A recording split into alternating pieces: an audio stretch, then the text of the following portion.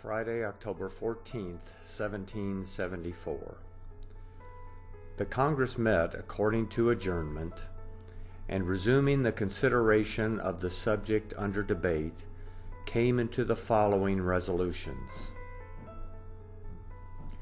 Whereas, since the close of the last war, the British Parliament, claiming a power of right to bind the people of America by statute in all cases whatsoever,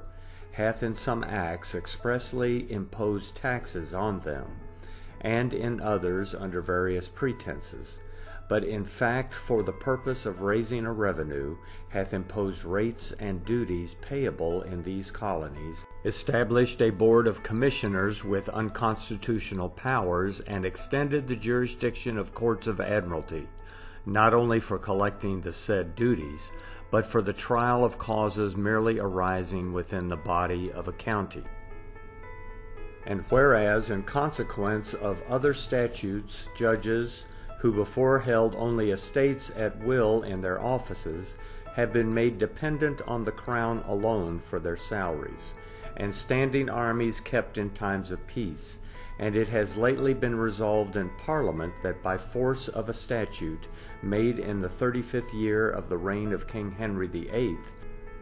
colonists may be transported to England and tried thereupon accusations for treasons and misprisions, or concealments of treasons committed in the colonies, and by a late statute such trials have been directed in cases therein mentioned.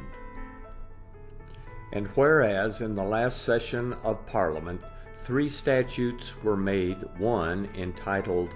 An Act to Discontinue in such manner and for such time as are therein mentioned the landing and discharging, lading, or shipping of goods, wares, and merchandise at the town and within the harbor of Boston, in the province of Massachusetts Bay in North America. Another entitled, An Act for the better regulating the government of the province of Massachusetts Bay in New England, and another entitled, An Act for the impartial administration of justice in the cases of persons questioned for any act done by them in the execution of the law, or for the suppression of riots and tumults in the province of the Massachusetts Bay in New England. And another statute was then made for making more effectual provision for the government of the province of Quebec, etc. All which statutes are impolitic, unjust, and cruel, as well as unconstitutional,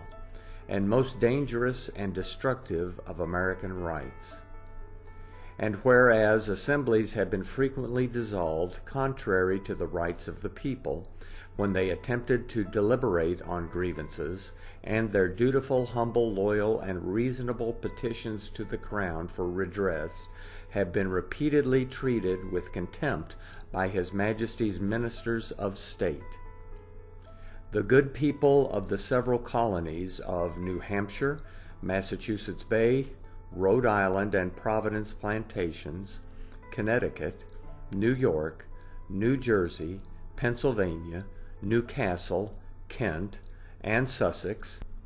on Delaware, Maryland, Virginia, North Carolina, and South Carolina, justly alarmed at these arbitrary proceedings of Parliament and administration, have severally elected, constituted, and appointed deputies to meet and sit in General Congress in the city of Philadelphia in order to obtain such establishment as that their religion, laws, and liberties may not be subverted. Whereupon the deputies so appointed being now assembled in a full and free representation of these colonies, taking into their most serious consideration the best means of attaining the ends aforesaid, do, in the first place, as Englishmen, their ancestors in like cases have usually done, for asserting and vindicating their rights and liberties, declare